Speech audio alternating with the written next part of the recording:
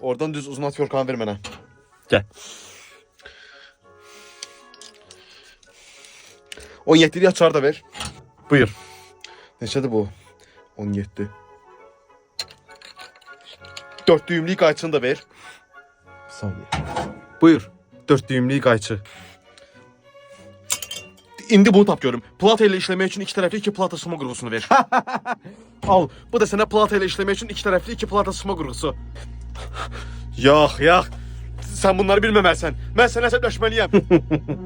Yox ata, artıq sənin ağılsız oğlun yoxdur. Mən hətta multimetr avtorəqəmsal, yüksək dəqiqlikli, səsli gərginlik test alətini də, Kəs səsini. proqramlaşdırıla bilən, tənzimlənən DC enerjili təchizat blokunu da, Yox. lehimləmək üçün nikeli və beynəlxalq astronavtika konqresinin sərgi salonunda Yox. olan Çin istehsalı kosmik raket motorunun silindirlərini sayını da bilirəm.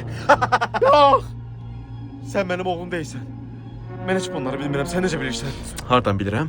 Yeni Samsung Galaxy S25 Ultra'nın Circle to Search funksiyasıyla. Bilmədiyim əşyanın və ya yeməyin haqqında məlumat almaq istəyirəmsə, ekrandakı şəkildə və ya internetdə gördüyüm hər hansı bir şəkili dairəyə alaraq onun haqqında asanlıqla məlumat əldə edə bilirəm. Allah bu nədir? Mən indi sən necə əsəbləşməm? Bu dəqiqə sən əsəbləşməliyim, variant yoxdur. Mən 7 vur 9 neçə eləyir? Ata 26 yaşım var, vurma cədvəli vaxtıdır. Kosmosu raketinin silindirlərindən danışan bir yaxdan səni. O vaxt öyrənməmisən vurma cədvəlini, hə? Balta ilə öyrədirdim sən, yadıma gəlir.